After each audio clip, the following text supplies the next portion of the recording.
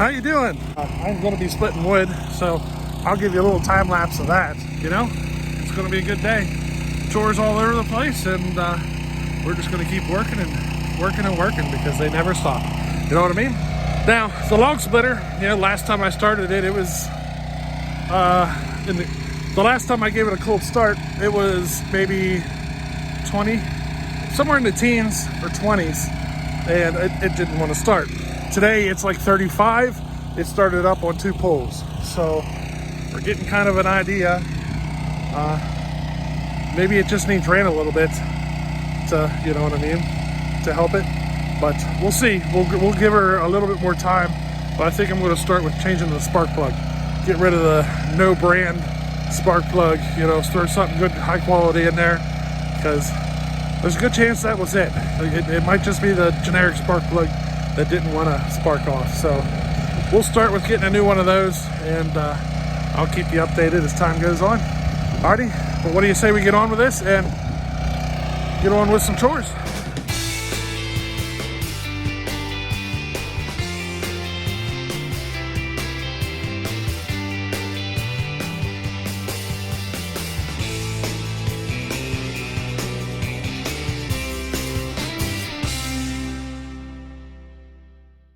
Hey, I just wanted to give you a little update. We got some wood burning right now, but I found this big old tote that I'm going to use this for firewood storage. Main reason is for cleanup, really. This wood is, you know, it's kind of dirty.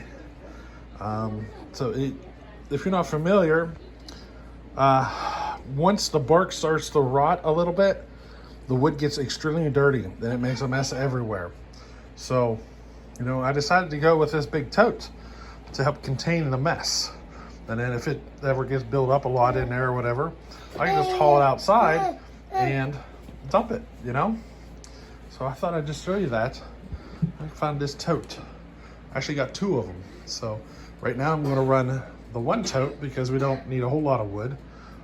You know, it's not super cold weather, so, you know, but maybe next year we'll run 2 totes, run on either side of the wood burner, fill them both up, and I should be good for a while, you know. 2 full totes of wood, I think they'll last a good while. I actually got another tote for kindling, just to keep kindling in, and, you know, just a little method there to help contain the mess from inside the house.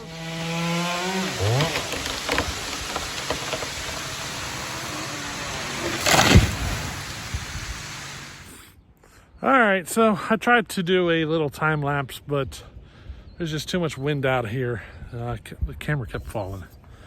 So I'm just gonna check in here at the end of it. Boy, I can't see, I'm looking at the sun. There's a pile. All of it is split, every bit of it.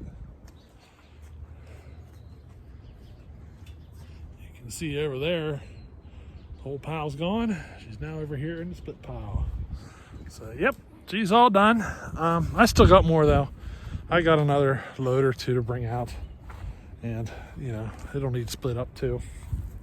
But I got a little update for you for the little barbecue gathering I plan on having here at the end of July.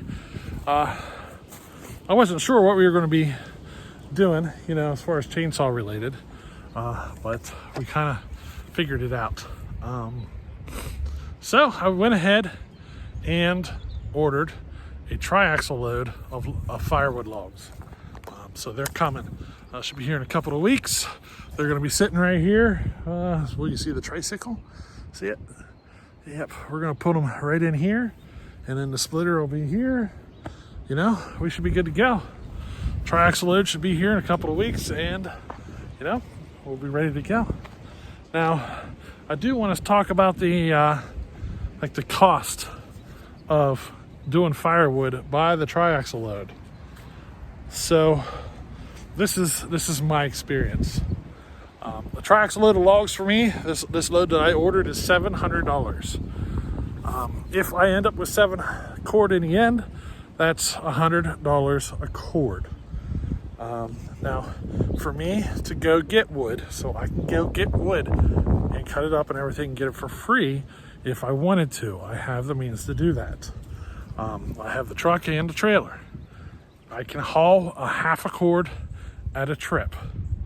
Now, if you do the math, that's $50 a load. Is it worth it for me to go get the wood, cut it, load it on the trailer, then bring it back here, unload it, and split it? Is that worth saving the $50 is that worth saving the $50 per half cord to go do that? And for me, to be honest, I'm going with the triaxle load. It's just the cost of it. It's also time. It takes a lot of time to go fetch your firewood, go cut it and load it and haul it and all that stuff. And at $700 a load, I can have it dropped right here at the house. All you gotta do is cut it and split it and feed it to the wood burner, That's the route I'm going, and that's the reason why. Now, a lot of people prefer to go out and gather up their own firewood, and, nothing against them. It's just, for me, in my situation, with the time that I have, with the family and everything, this is what I'd prefer to do, is just have it delivered, $100 a cord is not a bad price. Now, I could sell it at that if I wanted to, as long as I got about, I think, $250, probably $250 to $300, somewhere in there. Let's just say $275 a cord. If I was getting $275 a cord, that'd leave me $175 for cut and split time. Now, per cord, I've done enough of it. It takes me about 90 minutes a cord to cut and split with the splitter. Now, it depends on the logs that come. Depends on how big they are and everything. Because my splitter, it's just got the one single wedge. If these logs show up and they're all like 10-inch range, 8-10 inches or something like that, I'm going to weld up a 4-way split on my splitter. So that will cut my splitting time pretty much in half. I would like to someday figure out a way to make that wedge come off and make it interchangeable between a 4-way and the standard wedge. I would like to do that someday. I don't have the steel here right now to even think about doing it, so it's not on my immediate to-do list to try to figure something out for that. But if these logs do show up and they're in the right size, I'm welding that up as a 4-way split, and I'll just cut them off if I run into a situation with some really big stuff. Or I might just chainsaw the really big stuff down to where I could run it through the 4-way split. That's another option. It just kind of depends on how much of the big stuff you get, you know what I mean? Now, my wife's already been down here, so this isn't actually all the wood. She's been on the lawnmower and the cart, and she's been down here hauling it out up to the house, which I think she's got maybe half a pickup truck load hauled already up to the house. So, there's actually a little bit more than that I've already split. Now, I didn't have any issues with the splitter at all. She ran flawlessly the entire time. I did burn through more than 1 tank of gas, and I ran it for, I don't know, maybe 2 hours. So I'm thinking I'm getting about an hour and a half out of a tank of fuel, which is 3 times longer than what I was getting out of the old engine. So I'm very pleased about that. And whenever it ran out, I was able to refill it and fire it back up on 1 pull, which was a huge improvement over the old engine. I could have been pulling on it for 20 minutes after it shut off, trying to get it restarted. That's the way that engine was. It had horrible compression. Now you see I have some oil sitting here. I just got it sitting there so I don't forget.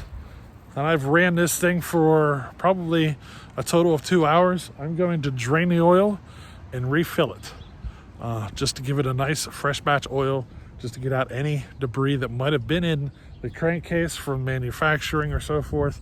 I'm going to give it an oil change, and then I should be good to go. Now, one thing to consider whenever you're ordering firewood by log is there's firewood logs, but there's different species of wood. So if you want a load of locust, which is pretty much the most premium hardwood you can get.